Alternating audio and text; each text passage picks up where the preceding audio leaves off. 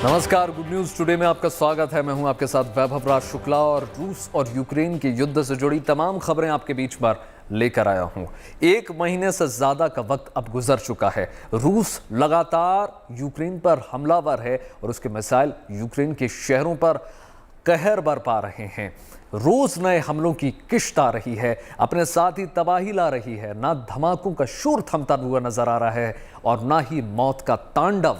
Ukraine झुकने को तैयार नहीं है और रूस रुकने को तैयार नहीं है, लेकिन अब रूस को रुकना पड़ेगा, अपनी तोपों का शोर रोकना पड़ेगा, क्योंकि अब जो है रूस की चौतरफा घेराबंदी जो है शुरू हो गई है और ऐसी नजर आ रही है। वो मास्टर प्लान तैयार किया गया है जिसके आगे पुतिन को भी अब घुटने टेकने होंगे।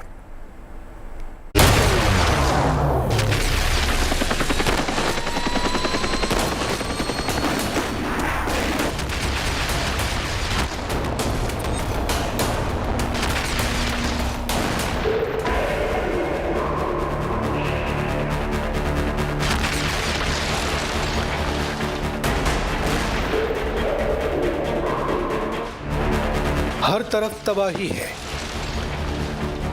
हर तरफ बर्बादी है,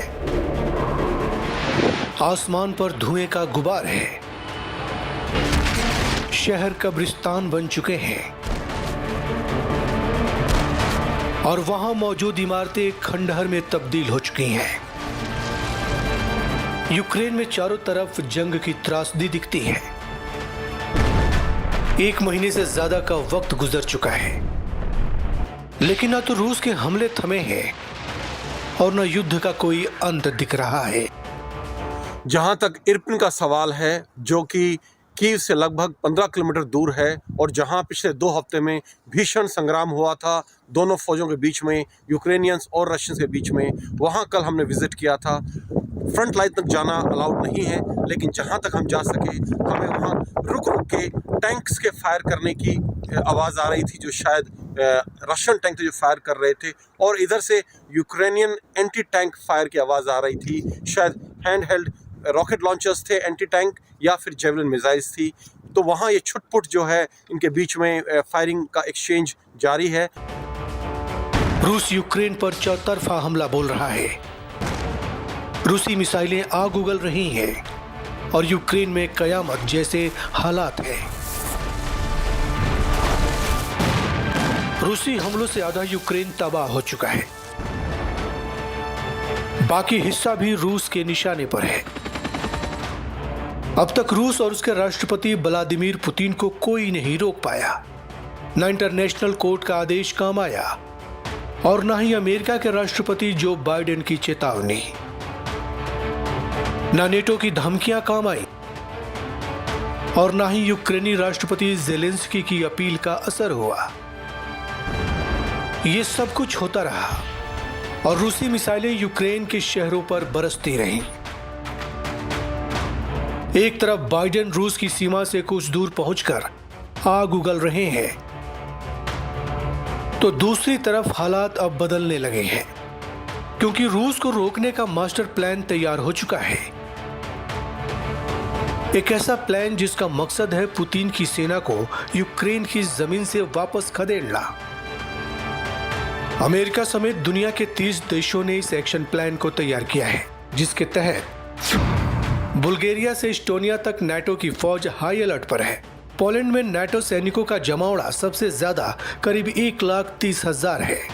इसी तरह रोमानिया में करीब 80,000, बुल्गारिया में 26,900, हंगरी में 24,800, स्लोवाकिया में 15,000, लातविया और एस्टोनिया में 9,000 से ज्यादा नाटो सैनिक हैं।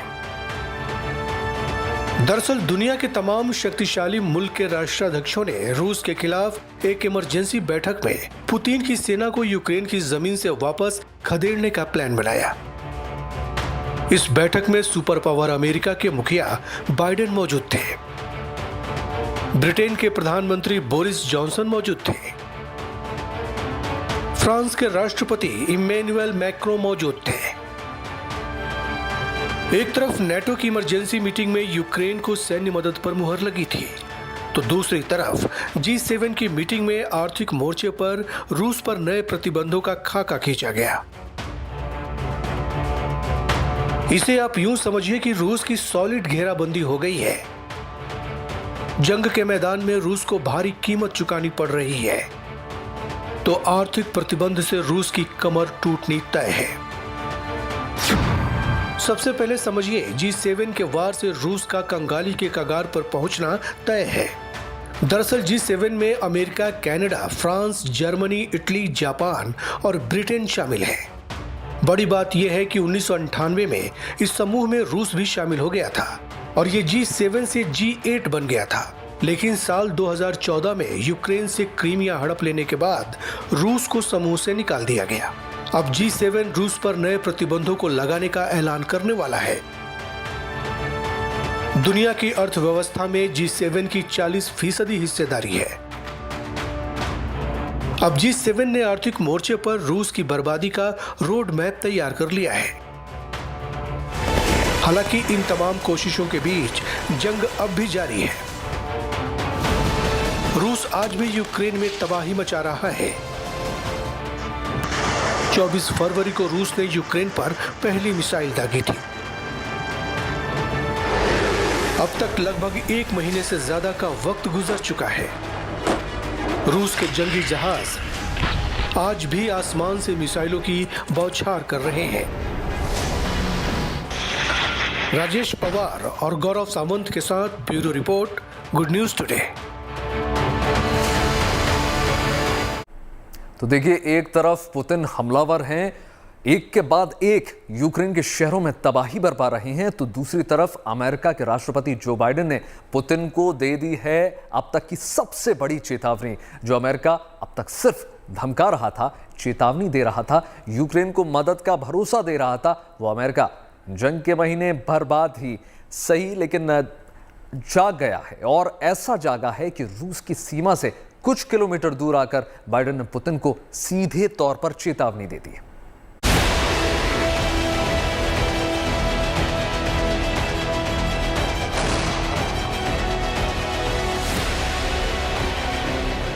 महीने भर बाद भी यूक्रेन के शहर रूसी हमलों से थर्रा रहे हैं। शहर खंडहर बन चुके हैं और मौत हर तरफ मंडरा रही है। एक तरफ रूस के हमले जारी हैं, तो दूसरी तरफ उसे रोकने के लिए मंसूबों पर भी काम चल रहा है। 7 डिग्री तापमान और बर्फीली हवाओं के बावजूद यूक्रेन और पोलैंड के लोग अमेरिकी राष्ट्रपति बाइडेन के संबोधन को सुनने के लिए वॉर्सो में जुटे। बाइडेन ने अपने 30 मिनट के भाषण में रूस के राष्ट्रपति व्लादिमीर पुतिन की घोर निंदा की।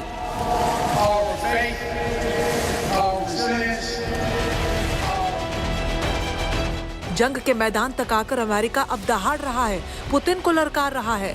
पोलैंड में जंग के पीड़ितों का दुख देख राष्ट्रपति बाइडेन ने पुतिन को कसाई तक करार दे डाला। What were the commitments with Ukraine? I mean, you see this and you're dealing every day with Vladimir Putin. I mean, look at what he's done to these people. What does it make you think? He's a butcher. जंग की शुरुआत में Biden रूस के राष्ट्रपति Putin के खिलाफ सीधी बयानबाजी से बच रहे थे, लेकिन जैसे जैसे जंग तेज होती गई और दिन बीतते गए, बाइडेन की जुबान भी तेज होती चली गई। पहले पुतिन को वॉर क्रिमिनल कहा, फिर हत्यारा और तानाशाह बता डाला। अब बात कसाई तक पहुंच गई है।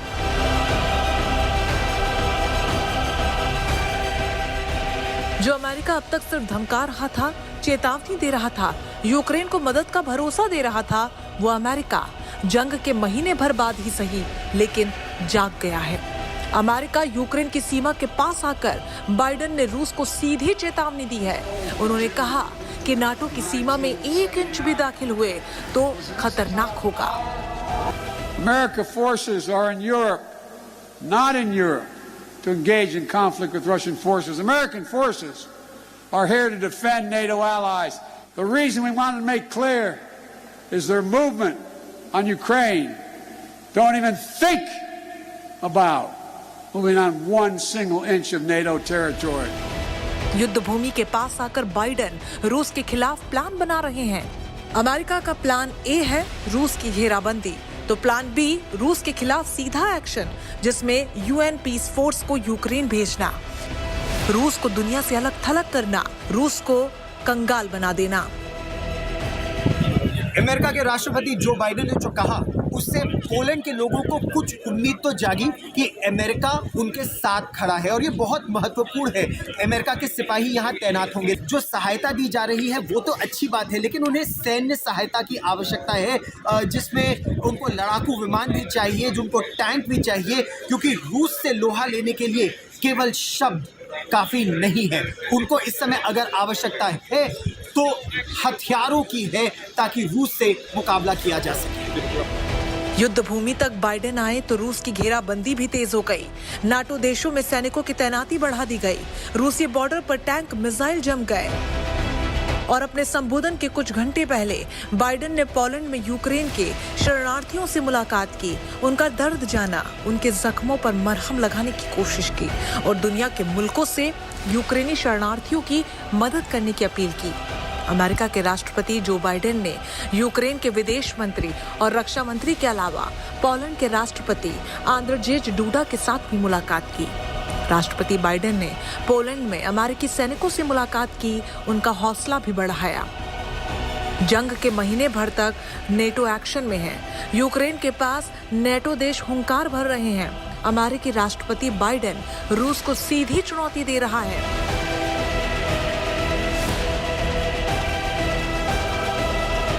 पोलैंड से गौरव सावंत के साथ bureau report, good news today.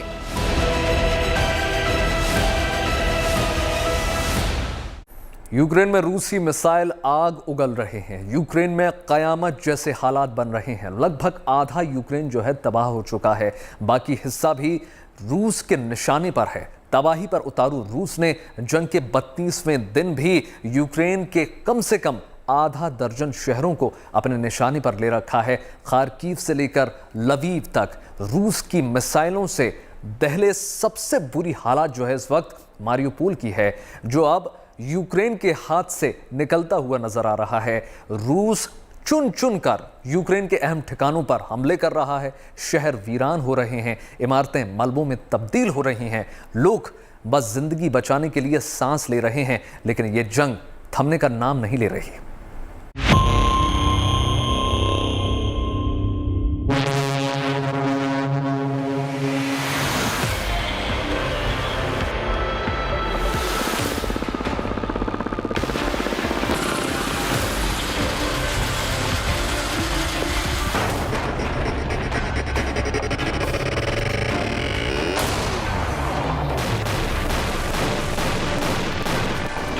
तबाही, तबाही और सिर्फ तबाही। यूक्रेन में आपकी नजर जहां तक जाएगी, वहां आपको सिर्फ और सिर्फ तबाही और बर्बादी की तस्वीरें ही नजर आएंगी।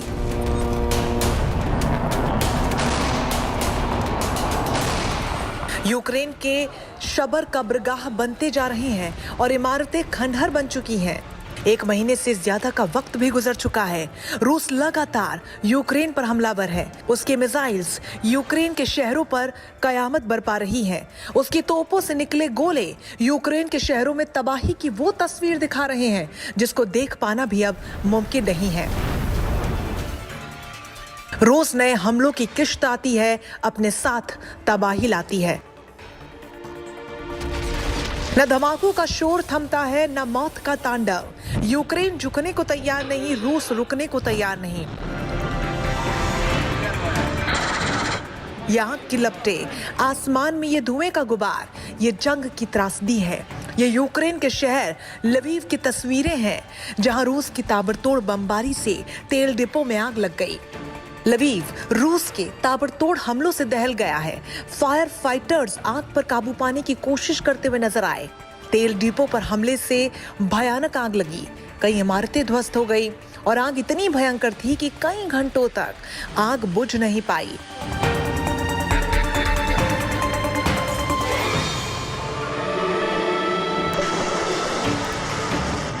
यूक्रेन का पश्चिमी इलाका भी रूसी हमले से दहल उठा है।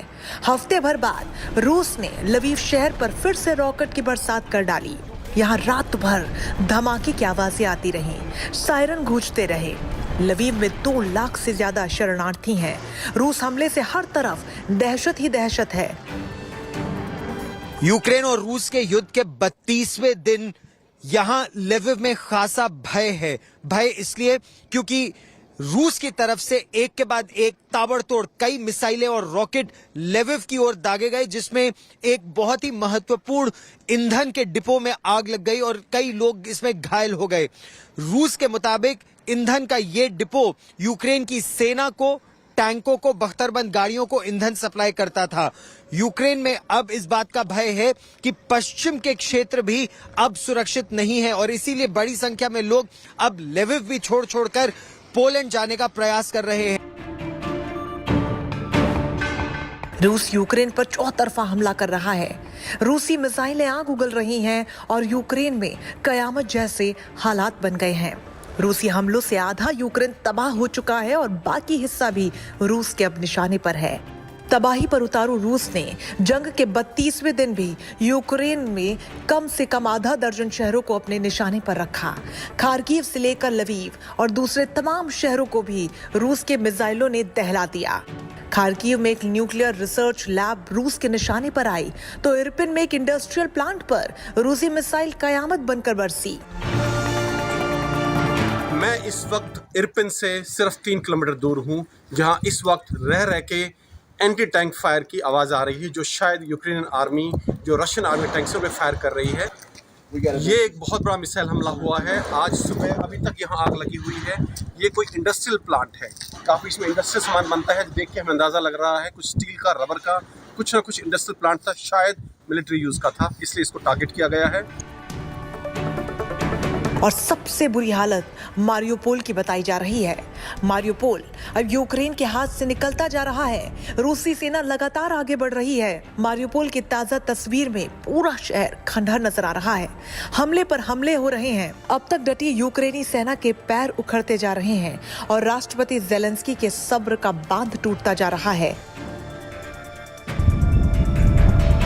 європейців. Яка ціна цієї безпеки? Це дуже конкретно.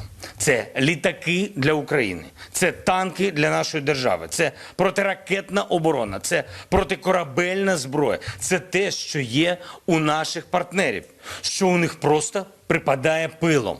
Зрештою, ये न सिर्फ यूक्रेन की आजादी के लिए बल्कि यूरोप की आजादी के लिए भी जरूरी है, क्योंकि ये महाद्वीप पर किसी के लिए भी स्वीकार्य नहीं हो सकता। हमने क्या मांगा? सभी नाटो विमानों का केवल 1% और सभी नाटो टैंकों का 1%। हमने ज्यादा नहीं मांगा। हम पहले ही कई दिनों से इंतजार कर रहे हैं। रूस चुन चुन कर यूक्रेन के अहम ठिकानों पर हमले कर रहा है। शहर वीरान हो गए, इमारतें मलबे में तब्दील हो गई।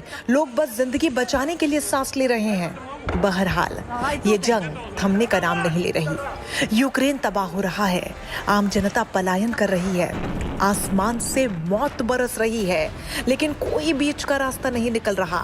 युद्ध खत्म होता नहीं नजर आ रहा। पोलैंड से गौरव सावंत के साथ यूक्रेन से Rajesh Pawar, good news today.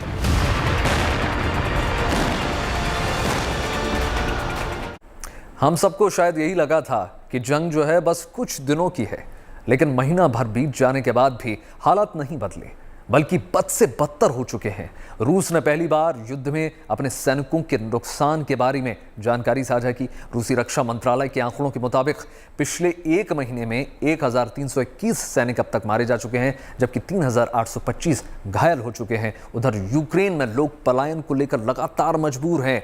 शहर के शहर खंडरों में तब्दील हो चुके हैं। ऐसे में हर कोई अपने तरीके से देश का मनोबल बढ़ाने का योगदान अपना दे रहा है। घायल है। रूस में युद्ध में घायल सैनिकों का अस्पताल जाकर सम्मान किया जा रहा है कि वो बहादुरी से लड़ रहे हैं। ये मेडल उनके हौसला अफजाई के लिए है कि उन्होंने वीरता की अपनी पुरानी परंपरा कायम रखी।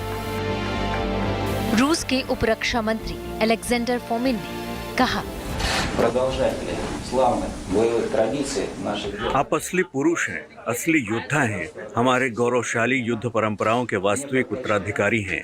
आपने 100% निर्धारित लक्ष्यों को हासिल किया, आपने कर्तव्य निभाया। मैं आपकी प्रशंसा करता हूँ। Сполна, за что вам, конечно же, честь. ये आंसू यूक्रेन के हैं। ये सूनी आंखें यूक्रेन की हैं, जो भरे पूरे शहर को खंडहर में तब्दील होते देख रही है।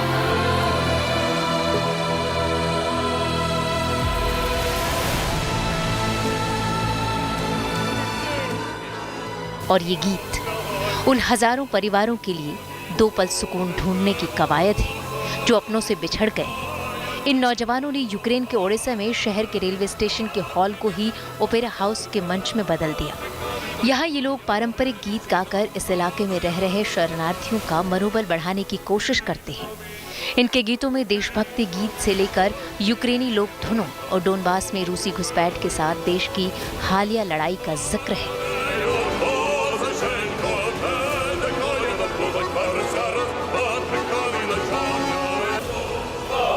गायक एंड्री हार्लामोव कहते हैं, для захисту нашої країни, тому що ми разом з хлопцями також. हमारे संगीत समूह का नाम हवीलिया है। हम यहाँ उन लोगों का समर्थन करने के लिए हैं जो एक कठिन भावनात्मक स्थिति में हैं। हम देशभक्ति गीत, यूक्रेनी लोकगीत और आधुनिक विद्रोही एटीओ गीत जो डोनबास क्षेत्र में यूक्रेनी सेनानियों के बारे में गाएंगे। Це необхідніше, напевно, для нас. Такий вибір. गायक एंड्री हार्लामोव ने कहा कि संघर्ष की शुरुआत में तीनों गायकों ने सैंडबैग बनाकर शहर की सुरक्षा तैयार करने में मदद की थी, लेकिन जैसे जैसे समय बीतता गया उन्होंने संगीत के जरिए लोगों का मनोबल बढ़ाने का फैसला किया। Bureau report, good news today. तो फिलहाल इस विशेष पेशकश में इतना ही। आप देश और दुनिया की तमाम पॉजिटिव खबरों के लिए जुड़े रहिए गुड न्यूज टुडे के साथ। फिलहाल मुझे दीजिए इजाजत। नमस्कार।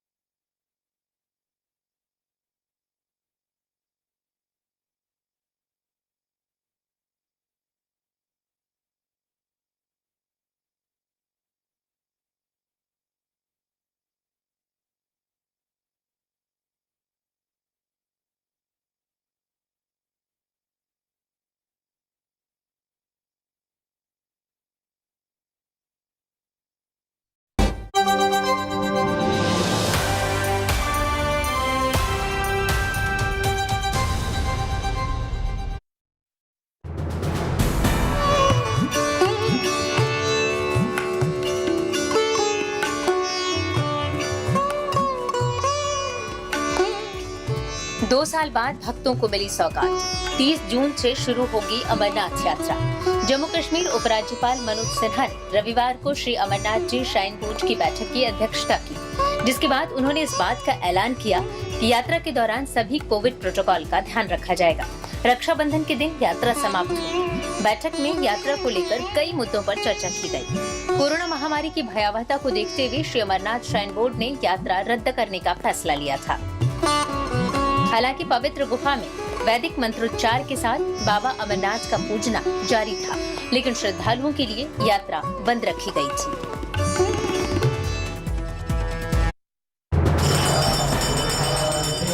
शिरडी साईं बाबा मंदिर में अब श्रद्धालुओं को बायोमेट्रिक पास के लिए कतार में खड़े होकर घंटों तक इंतजार नहीं करना पड़ेगा। साईं बाबा मंदिर ट्रस्ट ने 1 अप्रैल 2022 से बायोमेट्रिक पास काउंटर बंद करने का फैसला किया है। अब श्रद्धालु सीधे साईं बाबा समाधि के दर्शन कर पाएंगे। विदाउट बायोमेट्रिक पास दर्शन व्यवस्था रहेगी। जो भी फ्री जो दर्शन देना चाहते हैं डायरेक्टली लाइन में लग के वो लोग दर्शन ले सकते हैं। श्रद्धालुओं को बायोमेट्रिक पास से राहत के अलावा साईं बाबा मंदिर ट्रस्ट ने रामनवमी के मौके पर श्रद्धालुओं द्वारा पालकी लाने की पाबंदी भी हटा दी है। रामनवमी के मौके पर बीते 40 सालों से हजारों श्रद्धालु पालकियां लेकर शिरडी पैदल पहुंचते हैं, लेकिन कोरोना से पिछले 2 सालों से प्रशासन ने इन पालकियों पर पाबंदी लगा दी थी।